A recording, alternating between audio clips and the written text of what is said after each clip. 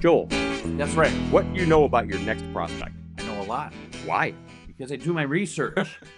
So, a successful sale is about research first?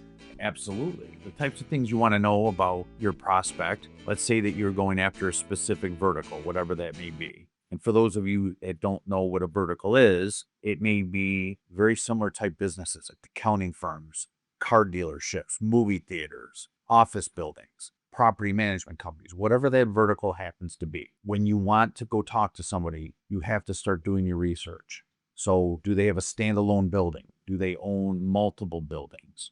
How big is the building? You should know how big of a project you can handle. If you can handle 50,000 square feet and under, you don't want to be looking at buildings that are a 250,000 square feet and up. You'll get there someday, but today's not that day. So, understanding what it is, and if you're very good at a certain vertical, those are the ones you should be doing more research with. And it starts with the clients that you currently have in that vertical. What are they like? What are their normal business operating hours? When do they want you to come in?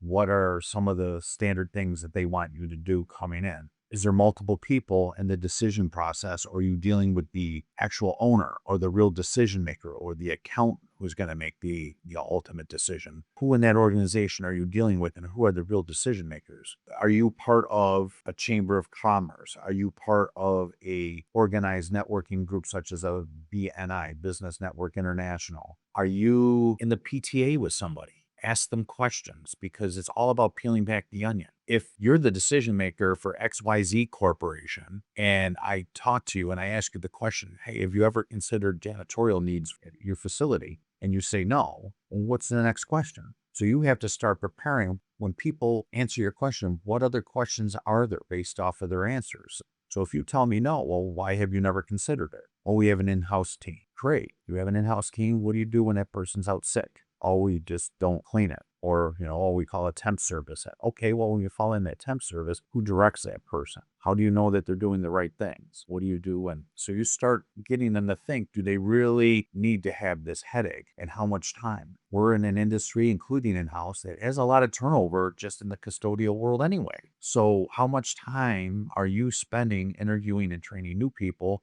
to walk your facility? You want to ask the right questions and formulate that early on, and look at the customers you have. How did you find them? Were you referred in? Who referred you in? How strong is that relationship? Do they have other people they know in similar industries? The current client, who do they know that are their competitors? Who are they friends with their competitors? Because a lot of companies do a certain, whatever it is, widget that they're manufacturing or selling or whatever, and they still work and associate with other people in their industry.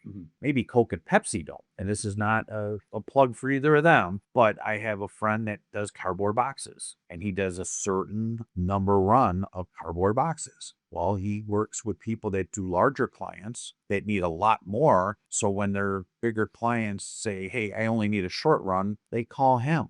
So, hey, wouldn't that be, if I'm doing his space, shouldn't I be maybe doing their space too? So again, it's understanding how you come in contact with the people that you need to know. Where are you meeting them? Are they single? Are they married? What organizations, what sports do they like? What groups do they belong to? Get to know them as much as possible in every way, because then when you sit down with somebody, you actually talk the talk of their industry. I don't own a manufacturing company, but I know most of the problems that manufacturers have, and it comes back to QC. And if I can relate QC to cleaning and the importance of doing what we do so that they don't have a failed part, that's my avenue in to talk to them. Joel, in regard to that, there are some people who hear this who have not been in a sales position or had anything to do with that. Correct. Occasionally, people feel like that's manipulative. And I can understand that, but I'm going to say, bear with me here. If you haven't worn the sales hat, part of this is just a matter of becoming interested in what your prospects do and who they are. That's a for real thing.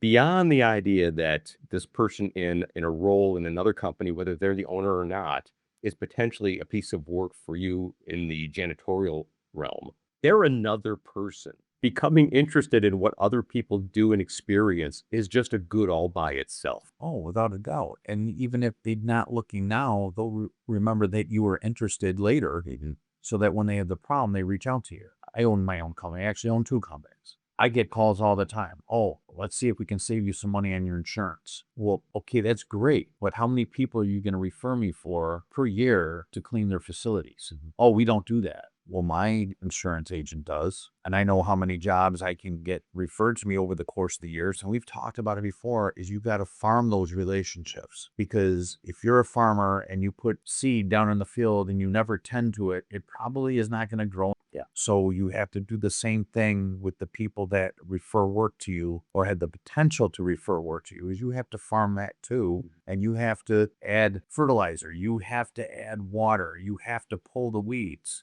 Once again, you're bringing as much value to your professional network as you are looking for value back. Absolutely. Because it should be a two-way street. And when you get these calls from other people, I mean, when you say no, is that a hard no or a soft no? And they'll ask again. And then you get a little firmer with that no. Well, you know what? You need to know when to drop it too. Because if I call you and you say, nope, not interested, and I keep pestering you for it, now you've written my name down and the name of my company and send it to everybody in your company, say, don't talk to this guy or this company. Right. And that's where none of us want to be. I want to be that next call that, okay, you're happy with your in-house operation now, and then all of a sudden that person gets hurt or decides to move out of the area or, God forbid, dies. And I've had clients call me because their staff member passed away.